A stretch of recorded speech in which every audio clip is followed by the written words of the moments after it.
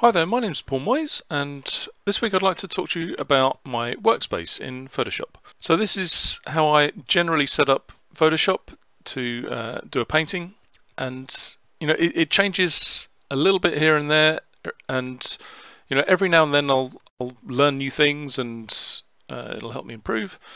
So I'd just like to go through with you. The basic setup is really pretty simple. I don't use very many of the tools. So I like to have my reference on the right, on the left generally. Sometimes I'll switch to the right.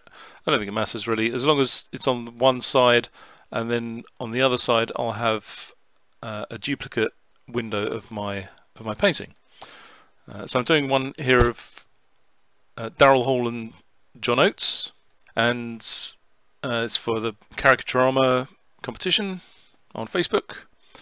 So if you're not aware of that, then go and check it out. There's lots of really great artists and competing every week for fun, and it's all about caricature as well. So it's really cool. So yeah, so that's pretty much it. I don't have many menus or whatever you call them open, and just the color, because I can zoom in and out with Control and spacebar. So Control and spacebar, and zoom in and out. And I use A and S for increasing brush size and reducing brush size.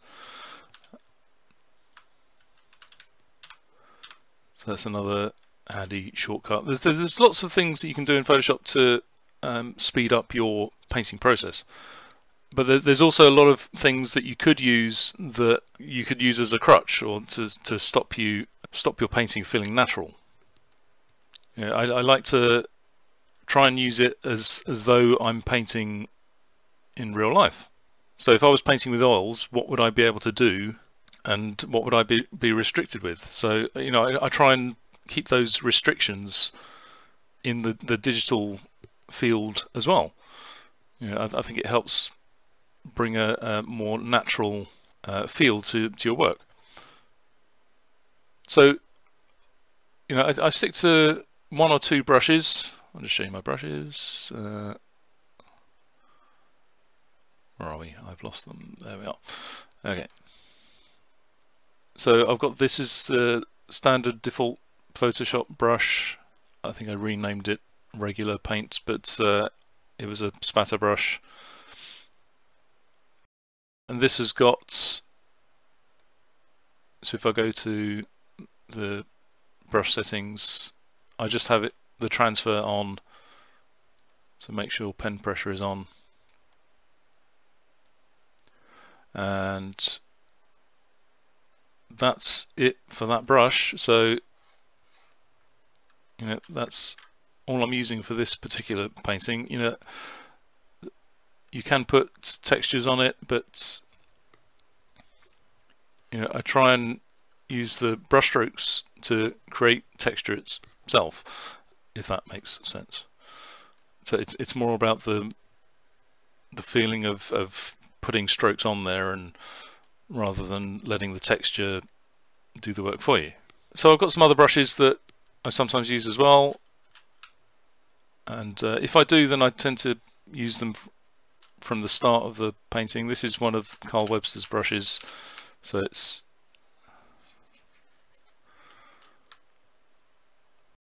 got a nice texture to it, and it can go thick as well.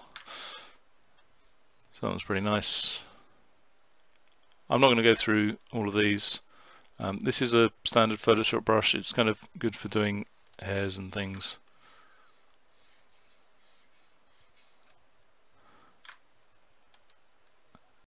Or certain hair textures, and you could play around with the settings as well. And there's a pencil brush as well for sketching. So if we zoom in a bit, it's got a nice sort of pencil-y texture. So yeah, that's it for that. So I try and keep it as simple as I can. So reference on left or right, and my extra or duplicate window on the right. The reason for this duplicate window is so that I can, if I want to zoom up close and do a bit of rendering, then I can still see the progress of what I'm doing, and I have that zoomed out view, so I can still see the bigger picture and see if I'm getting the likeness is still there. And you know, because if you're rendering close, you can't see how the likeness is being changed by what you're doing. If you were painting in the real world, you could step back from it, and that would be your way of seeing this image. You step back, and so you could see the whole thing from a further perspective.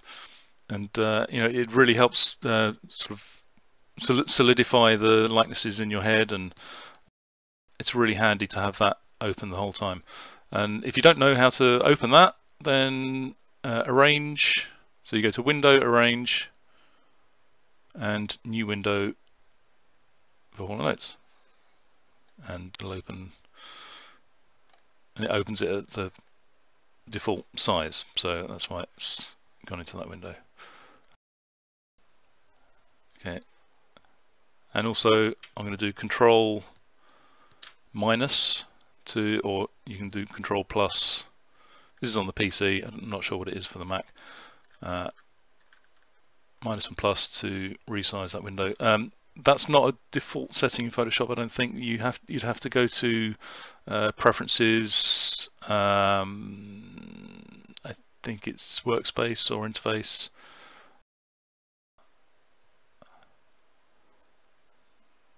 Or is it Interface?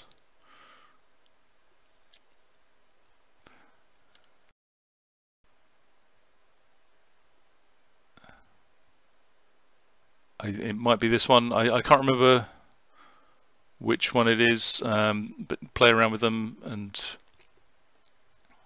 I just remember it wasn't a default setting that you could do that. But that's really handy as well for resizing an image or a window. And then the last thing is color. So I've only just discovered this recently. I don't always sort of fiddle around with my process.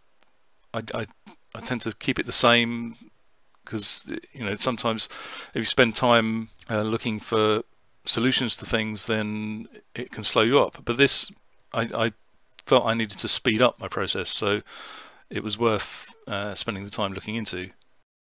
Because I was pressing N, which is my shortcut for, I think I changed the shortcut for getting up the color picker, and I was doing that every time I wanted to change the color, you know, and then clicking OK or pressing return. You know, it was really slowing me down. So, you know, I didn't realize that you could actually expand this, or I think I changed it into a hue cube, because I don't think this is in older versions of Photoshop. It's only the CC and above, I think, that you can do this to hue or brightness cube. Because if you have it like that, that's the default, I think, and you can open that up, but it's not very nice in terms of, you know, picking colors from this. It's, you know, it confuses the eye a little bit, I think. So if you change it to hue cube, and then, you know, you can have it any size you want, then you've got your color picker right there. So you can adjust the color there, and it stays open the whole time as well. So you can just paint, change the value, or, you know, add a bit of black or add a bit of white. It's a really handy and quick way of speeding up your process and changing the color and making fine-tuning adjustments. So that's pretty much it for my workspace. I try and keep it fairly clean, and I've just got it all in one window. I don't use layers so much. So my my painting is all on one layer. I might use it at the beginning just to adjust the sketch, and so I'll paint underneath the sketch sometimes, and I'll play with it at the beginning, but generally I like to paint on one layer, and that's it. So I hope you found that helpful, and if I think of anything else, then I'll put it in the comments. Feel free to leave a comment, ask some questions, and I'll see you next week. Cheers.